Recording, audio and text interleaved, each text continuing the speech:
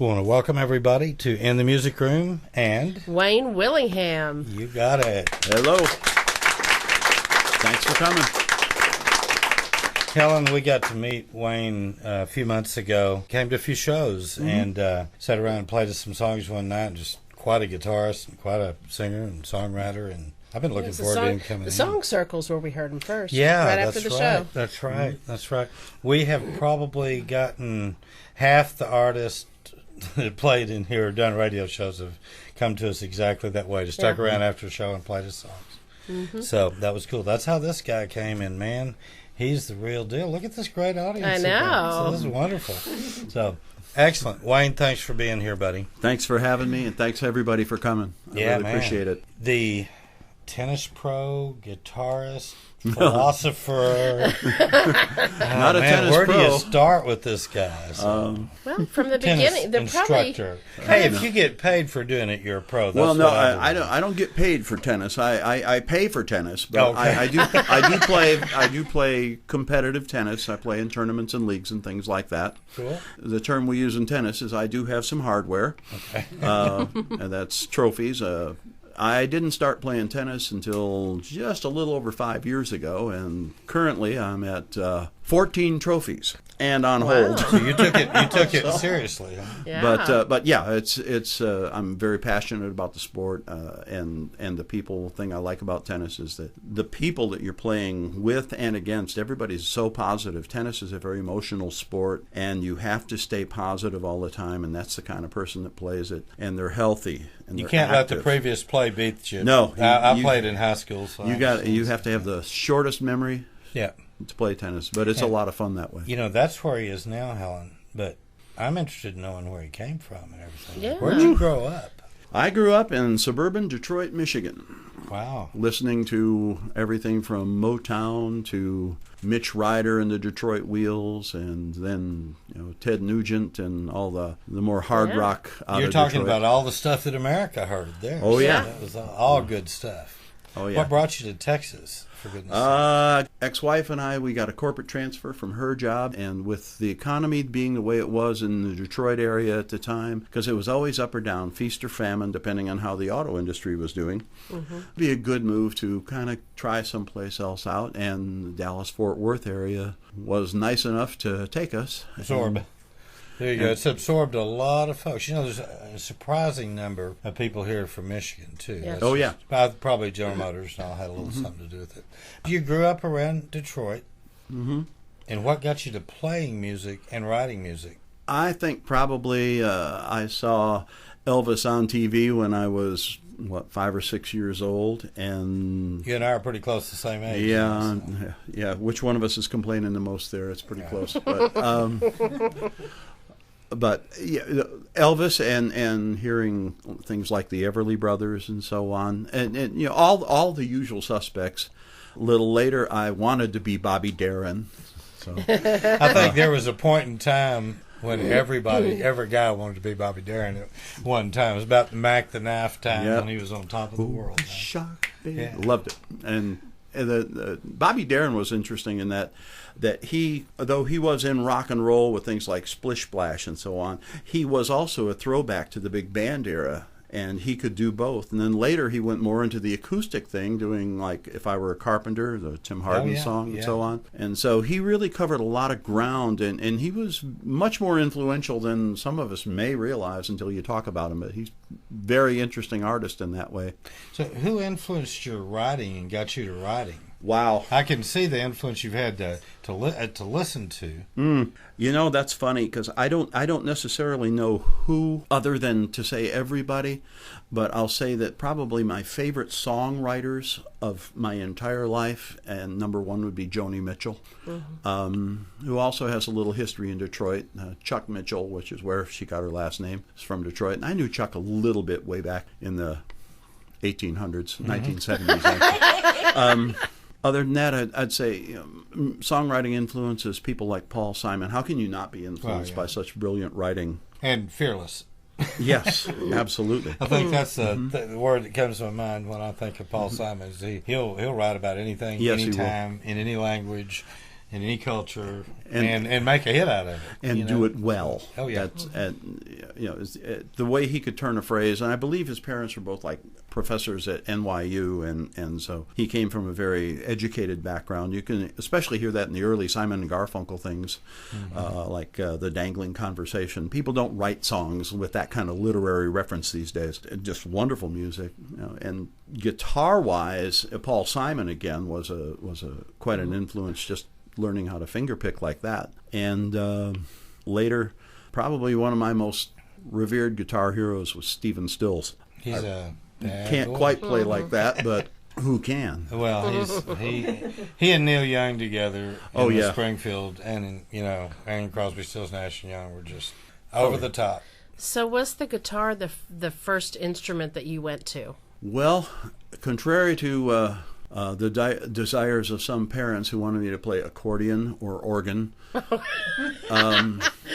and it was, he'd take me to my lesson. He won't practice the darn thing. What am I supposed to do? Wayne, what do you want to do? I want to play guitar. Finally, they got me that rental guitar. I think it was a Harmony. I don't know. And then so he won't put down his guitar.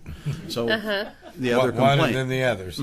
So, and I didn't for a long time. So how old were you when you first started playing guitar? About 7 or 8, right around there. So you've been doing it a long time. Yeah, that's 7 years, something like that. But yes, it's been a long time.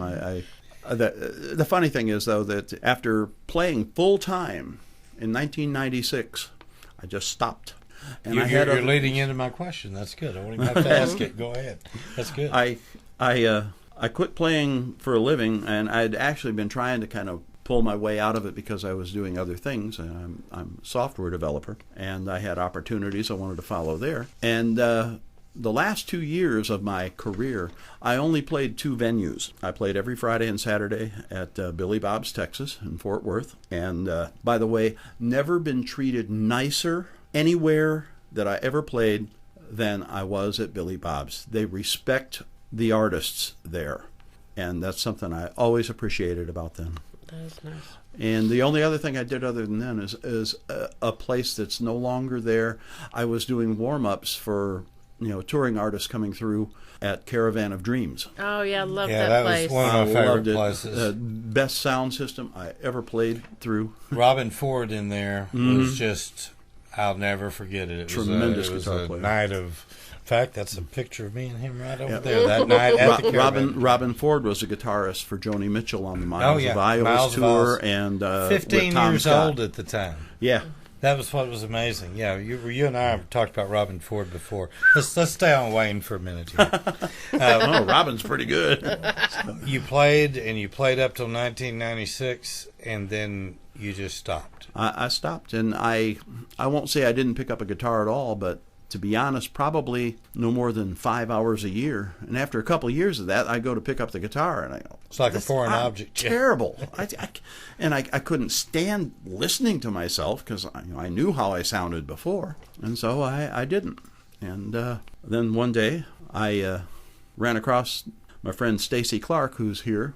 Thank you for coming, Stacy. And I saw Stacy playing a duet and doing a lot of material that I knew from back then, and it kind of gave me the impetus to give it a little bit more of a try, to where I not only got the guitar out, I got it restrung, I got it fixed up to where it played well, and so the guitar was no longer the problem. The problem was all the rust on my hands. But the bug bit you again. Yeah. And it took quite a while to knock that rust off, and I think most of it's gone now, but that was after a layoff of a little over 18 years. Wow. During that 18-year period, did you write at all? No. You just kind of set everything aside. Did you write really much before that, or has it been I more wrote some before since that, but I was such a mercenary as a musician. I'm out playing every night and so on, and doing cover material. And what happens, and I look back on this a couple weeks ago, I was thinking about it, and where I was writing a lot when I was, let's say, early to mid-20s. But then you get locked into this thing where you're going to work every day. Life. and life happens, and bills happen, and so I'm not worried about. I'd love to write this song, but quite honestly, right now the most important thing for me is I got to learn 4 John Denver songs, and I love John Denver, but that's what you end up doing, and you do this artist and that artist, and you do cover song after cover song, and you do that 4 or 5 hours every night, 5 nights a week, because you're making a living at it, and eventually you can lose that part of yourself that was the reason you got into it, and I think that's what happened. A similar thing happened to me. I went to almost an identical situation where I came back with a renewed vigor. I wrote a lot in my 20s and then kind of laid out for a while. And I didn't quit writing, but I wasn't the same. And I'm glad you're back, and I'm glad you're writing. Thank you. The music that you're going to present to everybody tonight and that the listeners are going to be able to hear around the world is going to be music that is new music for you, as far as since you came back. Of the 10 I have selected, and I reserve the right to revise and extend my remarks for later, as the politicians say, but 8 of the 10 have been written in the last year and a half. Okay. And 2 of them are not quite that new. Okay. So, well, I know that everybody came down here to hear your music, and so we're going to get to that here in a minute. But, Helen, I was just thinking maybe, especially with a crowd that knows Wayne, guys and girls, do y'all have any questions that you would like to ask him that you've always wanted to ask Wayne? Did you enjoy working as a duo with a female artist? I was thinking yes, of Lisa, yes. I did very much. I liked. There was a different energy to that than from doing my own thing, and I was even. You're talking about a time period of, and Dorinda and I go way back. That was about 1986, and Lisa and I playing together. I was playing. I was pretty much hit my stride pretty well, and was playing pretty strong then. And I felt comfortable with, even though I was playing mostly cover material, I felt comfortable with what I was doing then. It was Were you after in the that Metroplex at the time? Pardon? You were in the Metroplex at the yes, time? Okay. North Dallas. Okay.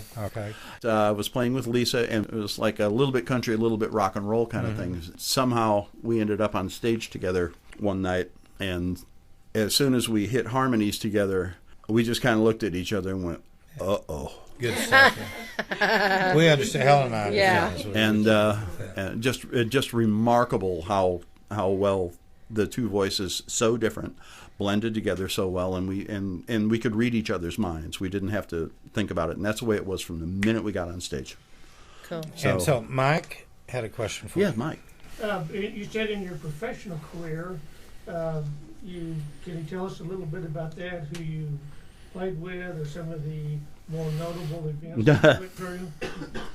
Oh boy, I think the two that I probably told people about the most probably was I was in Jesus Christ Superstar playing second and then first chair lead guitar. Did that for about a little over 2 years. You learn how to be a musician in an ensemble like that, and that includes how to be a road warrior, how to drink and still get up. And other things. No, you learn a lot of disciplines. I think I learned a lot of disciplines from that. After that, I knocked around Detroit playing with some acoustic artists that I really enjoyed, and one of them introduced me to an artist that he used to hang with, a guy by the name of Gordon Lightfoot. Yeah. And I spent the better part of 2 years with Gordon, and there's a long story to that, but I was playing basically just supporting guitar on tours and a couple recordings, but had a wonderful time at it. And but you know what, you mentioned that, Mike, and after that I came home and kind of settled into what would be kind of a workday career. But the whole time I was doing that, I don't know that I ever felt that I belonged there. I felt like I was the kid at the nerds table. It just happened to get moved up. You're kind of nerdy, though. Yeah, well, that explains my second career as a programmer. But see, it rubs off on me. But and it's funny because I know that's the way I felt then, and I wonder if I'd had a different attitude, if a different path might have been taken. And I say that with not a single regret. So it was. Yes. It was a good question. Yes. The question was that Joni Mitchell was his big influence in writing, and why? The way she paints a picture with her lyrics is just outstanding. The way she tells a story is just so far, in a way, unique from anybody else. And her music itself is unique, and the fact that she plays not just guitar with all those different tunings that she uses, and she plays the dulcimer, and then she plays piano, and it's more than anything else, it's just an appreciation for the beauty of her lyric. And her style. Yeah, I think, it's funny. We hear in here, and I'm talking to the audience here as well, and the listening audience. The one thing we've seen over the years that we've been doing this is that we hear two names over and over, in male and female, that have affected people. And Joni Mitchell's probably the biggest of the females. And Bob Dylan. Bob Dylan. Bob Dylan and Townes Van Zandt on the. Yeah.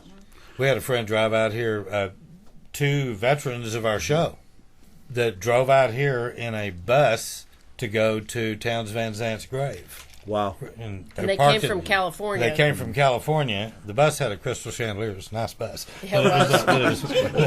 But it was fun. They ended up in our front yard one night. So, in the revise and extend category, I'll add one other name to that. Even before I met the man, I'd have to say that Gordon Lightfoot was a major influence on me, going back to the material that Peter, Paul, and Mary covered of his, such as Early Morning Rain. Yeah. It's the storytelling that he did Absolutely. so well. Absolutely. He really knew how to, and Townes, too. Townes was absolutely. Anybody else? One of my, I know Stacy has something. I was going to say, one of my favorite opening songs that I used to do at Billy Bob's almost every night, I opened with Poncho and Lefty by Townes Van Zandt. Great song. Yeah, great song. Stacy, I saw your hand up. What was your first musical endeavor after you got to playing? Like when you were 13, were you in a garage band or? Well, actually, I was in boarding school, and you were a carpenter? Spoiled brat. And we did a talent show over the summer there. And I sang with a trio in there, and we just sang with the music teacher playing the piano, and I ended up taking the lead voices there. And at the end of the talent show, I had a guitar and was playing a song called For Baby, and the music set on it by John Duchendorf, who later changed his name to Denver. Oh. And I don't know if you've ever heard the song, I'll walk in the rain by your side, I'll cling to the warmth of your tiny hand. It's a beautiful song, and that was the first thing I ever played in front of people. Oh, that would have been summer of 67, early summer 67, so I would have been not quite 15. A kid. Mere kid. And I didn't put down the guitar for another 20-some years, so 28, 29 years from there. So those were good times, weren't they? I don't think people understand that those of us that got to grow up in the 60s and how dynamic musically it was. Wasn't it? You tell people, we'd listen to KLIF here in Dallas, and you'd hear the Supremes and Led Zeppelin and Donovan back to back. Yeah. I mean, you'd never hear that in today's radio. Everything would be on this different radio station. It's funny because the more we have available to us, the less we get exposed to things that we might not have otherwise. Right. That's right. Because like I was always a bit of a folkie. Peter, Paul, and Mary were a part of what I liked. And today you wouldn't hear that. I mean, there's an XM channel that's great for. I listen to this thing called Coffee House all the time. But there are other channels, and if you don't listen to the other channels, you might be missing out on something. Right. Ed Sheeran, for example, great artist. That song of his. Baby, I will be loving you till we're 70. Thinking out loud. That's it. Great song. He's channeling Marvin Gaye there. Yeah. But if I was just listening to Coffee House, I'd never hear that. Right. What a fantastic song. Great music. I don't know about you guys, but I want to hear some Wayne Willingham. That's right. Come on. I think this is a good time. Well, I think that's a cue.